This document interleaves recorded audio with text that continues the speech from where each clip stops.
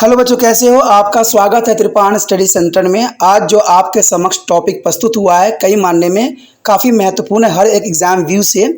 ठीक है, इसमें हम हर एक बात पे विस्तार पर चर्चा करेंगे और वो सारे जो है पहलू पर विचार करेंगे जो अब तक अछूता था। तो चलिए देखते हैं हमारा आज टॉपिक क्या है।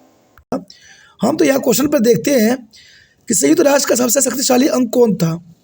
क्या UNG था, या UNICEF था, या UNICEF था, या UNSSC था। तो जैसा कि आपको पता होना चाहिए, संयुक्त राष्ट्र संघ का सबसे शक्तिशाली अंग जो है UNSC है, यानी चौथा आंसर सही है UNSC। ये काफ़ी शक्तिशाली अंग है और सारा डिसीजन मेकिंग यही करती है और इसका डिसीजन को मान्यता दी जाती है, इसलिए इसका सबसे शक्तिशाली अंग कहना उचित होगा। उसके पश्चात हमारे समक्ष आता है अगला क्वेश्चन जो काफ़ी महत्वपूर्ण है। क्वेश्चन है, संयुक्त राष्ट्र में कितने प्रमुख अंग हैं। देखिए, अंग की बात किया गया है, सदस्य की बात नहीं किया गया है। क्वेश्चन में बच्चा यही कन्फ्यूज हो जाता है। यहाँ पर अंग की बात की गई है। अंग जो भी हमने क्वेश्चन किया था वो सारे अंग थे। ठीक है, यह मेंबर की बात नहीं की जा रही है, सदस्य की बात नहीं की जा रही है। सदस्य तो आपको पता है कि परमानेंट सदस्य 5 है और जो परमानेंट नहीं है, टेम्परेरी है, वो 10 है, टोटल 15 है। लेकिन यहाँ पर पूछा गया है कि संयुक्त राष्ट्र में कितने प्रमुख अंग हैं। क्या A 7 है, B 8 है, C 6 है, D 4 है। जैसे पिछला क्वेश्चन में डिस्कस किया था, 4 अंग के बारे में तो हमने पहले ही पढ़ लिया। क्या 4 से अधिक है? आप सोचिए। तो आपने आंसर सोच लिया होगा, क्या आंसर आपने लगाया। देखिए दोस्तों, मैंने पहले ही कहा था कि पिछले क्वेश्चन में हमने 4 प्रमुख अंक के बारे में बात कर लिया था, लेकिन हमने सिर्फ 2 अंक के बारे में वहाँ पर बात नहीं किया था। अब वो 2 अंक आपको पता होगा कौन होगा। अगर नहीं पता है तो पॉइंट व्यू जो मैंने वीडियो डाली है उसको ज़रूर देखें, उसमें आपको सारे अंक के बारे में विशेष जानकारी भी मिलेगी और उसका कार्य प्रणाली, उसकी विशेषता, सारे कुछ आपको जो है विस्तार पूर्वक मिल जाएगा। ठीक है, तो इसका आंसर है C 6 है, यानी 6 अंग है जो काफ़ी महत्वपूर्ण है।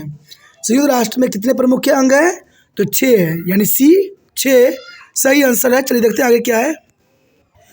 यहाँ पर जो हमारा अगला क्वेश्चन आया है काफ़ी महत्वपूर्ण है और क्वेश्चन है, विश्व बैंक कब बनाया गया। क्वेश्चन डायरेक्ट क्लियर है, जिन बच्चों को पता होगा डायरेक्ट आंसर देंगे कि विश्व बैंक कब बनाया गया। तो आप भी अपना आंसर तैयार रखिए, क्या आंसर हो सकता है, चूज़ कर लीजिए। चलिए, आपने चूज़ कर लिया होगा। देखा जाए तो विश्व बैंक कब बनाया गया। देखिए, क्वेश्चन बिल्कुल क्लियर है और साफ है, इसमें मुझे घुमाने और फिराने की ज़रूरत नहीं है, क्योंकि क्वेश्चन भी डायरेक्ट है। इसमें जिसको पता होगा वो डायरेक्ट देगा आंसर, जिसको नहीं पता होगा वो घुमाएगा। तो इसका डायरेक्ट आंसर है 1945 में बनाई गई थी। यानी देखा जाए तो विश्व बैंक की स्थापना 1945 में हुई थी। क्लियर है, समझ के लिए ज़रूरी है और ये हर जगह महत्वपूर्ण है। आगे दोस्तों ये आपको MCQ जो होगा कंपटीशन लेवल पे भी काम आएगा, इसलिए MCQ जितना हो सके कीजिए। CBSE ने MCQ डाला है तो उसका कुछ रहस्य भी है कि आजकल जितने भी कंपटीशन के एग्ज़ाम होते हैं सब में MCQ होते हैं। वो या तो 10वीं बेस पे होते हैं या 12वीं बेस पे होते हैं। तो ये MCQ करना आपके लिए बहुत ही फ़ायदेमंद हो सकता है। चलिए देखते हैं अगला क्वेश्चन क्या है। अब देखिए, अगला क्वेश्चन आ गया है कि WTO की स्थापना कब हुई। वर्ल्ड ट्रेड ऑर्गेनाइजेशन की स्थापना कब हुई। क्वेश्चन क्लियर है कि वर्ल्ड ट्रेड ऑर्गेनाइजेशन की स्थापना कब हुई। क्या 1995 में हुई, क्या 1954 में हुई, क्या 1945 में हुई कि 2000 में हुई। क्वेश्चन क्लियर है, लेकिन आपको आंसर भी क्लियर देना पड़ेगा। ठीक है, तो आंसर सोचिए और अपने नोटबुक पे लिखिए। लिख लिया होगा आपने। तो मैं बता दूं, इसमें भी कोई बहस करने की ज़रूरत नहीं है, जिसको पता होगा वो डायरेक्ट आंसर देगा और इसका डायरेक्ट आंसर है 1995। WTO यानी वर्ल्ड ट्रेड ऑर्गेनाइजेशन की स्थापना जो हुई थी विश्व व्यापार संगठन की 1995 में हुई थी और इसका कारण ये था कि विश्व में व्यापार को जो है सुविधाजनक बनाने के लिए पूरे ऑर्गेनाइजेशन ने इस बात पर विचार किया और ये छठे अंक के रूप में 1945 में सम्मिलित हुआ। पर नहीं, 45 नहीं, 95 में, 1995 में सम्मिलित हुआ। तो वर्ल्ड ट्रेड की स्थापना जो हुई थी 95 में हुई थी। तो क्लियर है, आगे देखते हैं क्या है।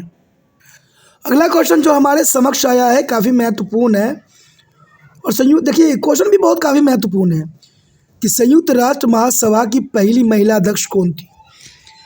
एग्जामिनर हमेशा इस बात पर ध्यान रखता है कि पहला और अंतिम जरूर पूछता है। तो संयुक्त राष्ट्र महासभा की पहली महिला अध्यक्ष कौन थी, और ये कई बड़े बड़े क्वेश्चन यूपीएससी में भी ऐसे क्वेश्चन पूछे गए हैं कई बार कि संयुक्त राष्ट्र महासभा की पहली महिला अध्यक्ष कौन थी। क्या वो सरोजिनी नायडू थी, या अरुणा आसफ अली थी, या विजय लक्ष्मी पंडित थी, या डी राजकुमारी अमृता कौर थी। अब जिन बच्चों को पता होगा वो आंसर देगी, जिनको नहीं पता होगा वो नहीं आंसर देंगे। तो संयुक्त राष्ट्र संघ की महासभा की पहली अध्यक्ष कौन थी, आपने लिख लिया आंसर। आंसर लिख लोगे तो अच्छा रहेगा, नहीं लिखोगे तो आपका नुकसान है। इससे आपका नॉलेज का पता लग जाएगा कि आपको कितना आता है। चलिए मैं बताता हूँ आंसर क्या है कि संयुक्त राष्ट्र महासभा की पहली महिला अध्यक्ष जो थी विजय लक्ष्मी पंडित थी। इनको जो है पहली महिला अध्यक्ष होने का गौरव प्राप्त है, विजय लक्ष्मी पंडित, यानी सी आपका आंसर सही है, सी।